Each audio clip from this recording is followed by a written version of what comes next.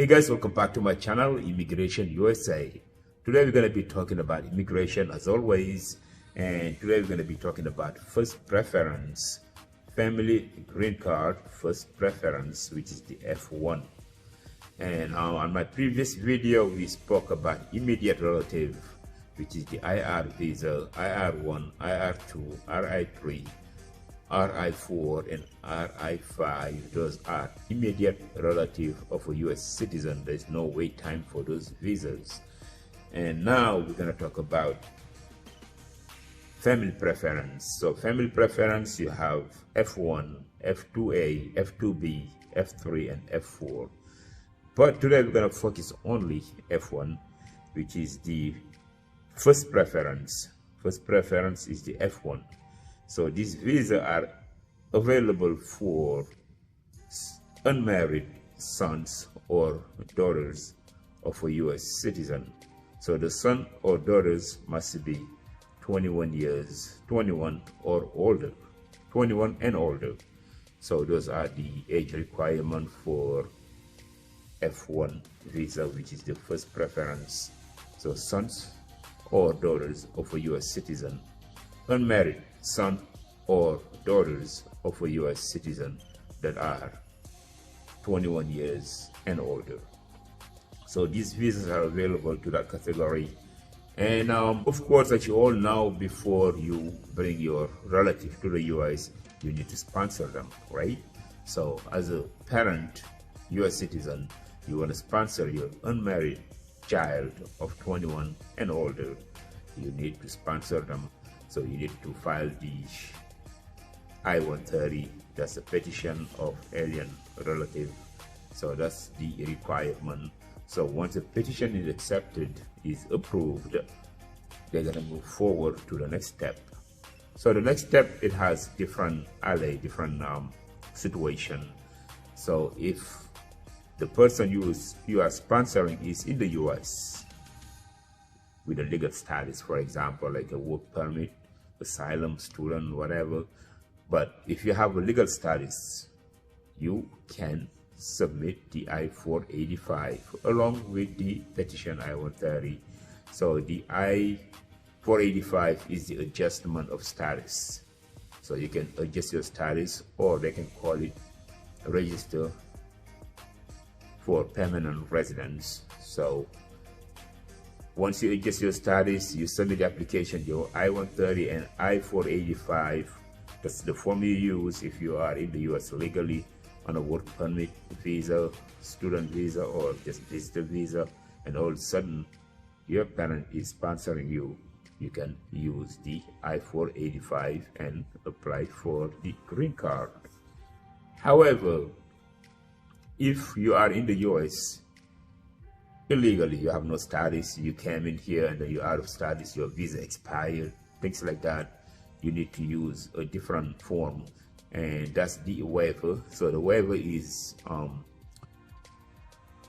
ask for forgiveness. So that's the form INA 245I.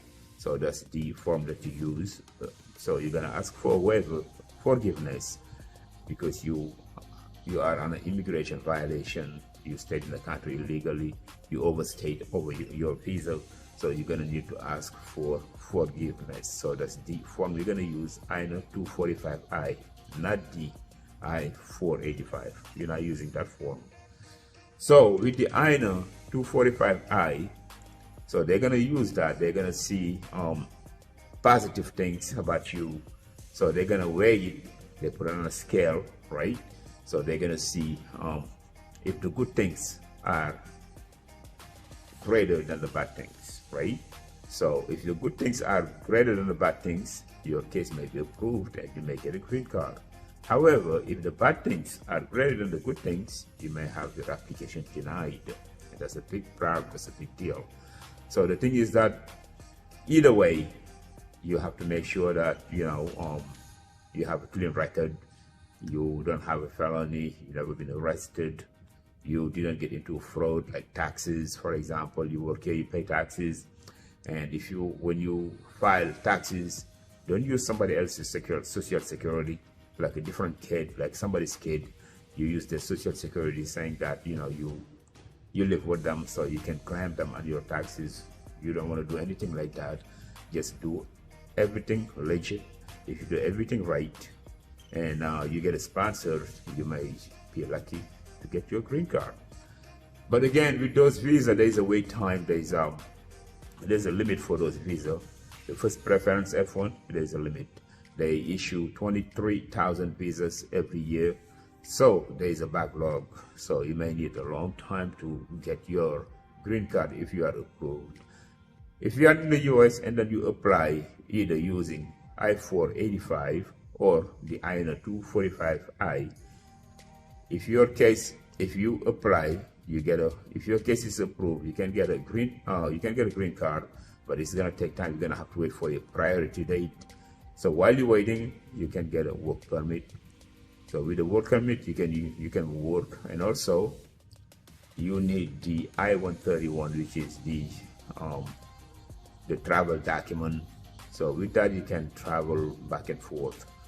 And then while you wait for your green card to arrive, while you wait for your priority date, so the priority date takes a long time. It all depends on the country of origin, where you come from. Okay, so that's if you are in the United States. But if you are outside the United States, there's a different form to use. There's a TS-260. So if you are outside the United States and your parents submit the I-130, so the I-130 gonna go to a consular processing. So the consular processing is the U.S. Embassy or consulate and the NVC, National Visa Center. So they're gonna take your application and then they're gonna review it, and then you have to, once you submit all required documents, you submit proof of relationship with the parent, you submit your financial documents and also medical documents, all the documents required. After you submitted, you're gonna have to wait for your priority date. So when your priority date is current, they're gonna send you a letter for your interview. So you're gonna go to the US consulate, you attend the interview, and then after that, the NVC gonna process your visa.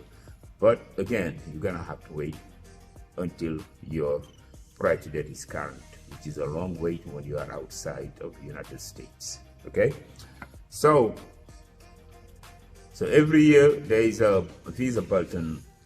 Visa bulletin is issued by the State Department. Is on their website. So the visa bulletin will tell you when your date is current. So that's where you can go every month and you can check your priority date, just to have an estimate when your visa will be available. So we're gonna go to the website right now. Let's go check it out, and we're gonna read up the priority date of the F1 visa, which is the first preference. So we're gonna check out the priority date here. So when you come to the website, as you can see here, they only offering 23,000 visa every year. So that's for the F1 category. And then now let's go to the visa bulletin, the final action date. And this chart right here, if you look at the line number 1, which is the F1 visa, family sponsored. So over here, so when you go to China mainland, for example, so this is the priority date for F1. So F1 is the first preference. So when you look at the chart right here, it says all chargeability area except for those listed December 15, 2014. China mainland, December 15, 2014. And India, December 15, 2014. And Mexico is this April 1st, 2001. And Philippines, March 1st, 2012.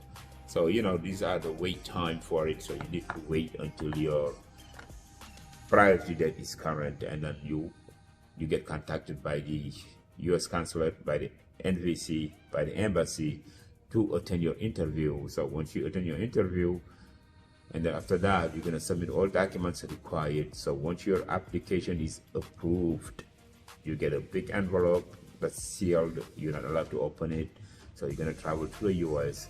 And then when you come to the port of entry, at the airport, for example, or any port of entry, you give that envelope to the immigration officer.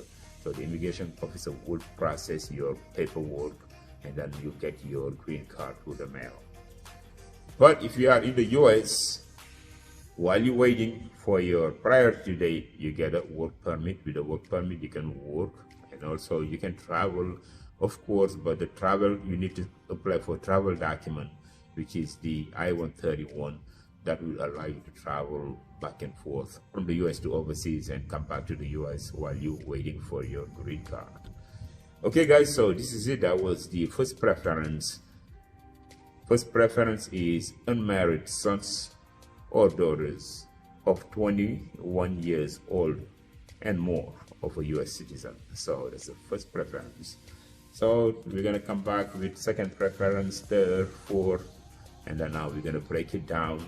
So I do it one at a time. So today was the first preference. My next video is gonna be the second preference, which is the F2A visa. All right. So guys, this is it. I hope you enjoyed this video. Please don't forget to subscribe to my channel and hit that notification bell so that you can get notified every time I upload a new video on YouTube. I hope you enjoyed it, and I'll see you next time.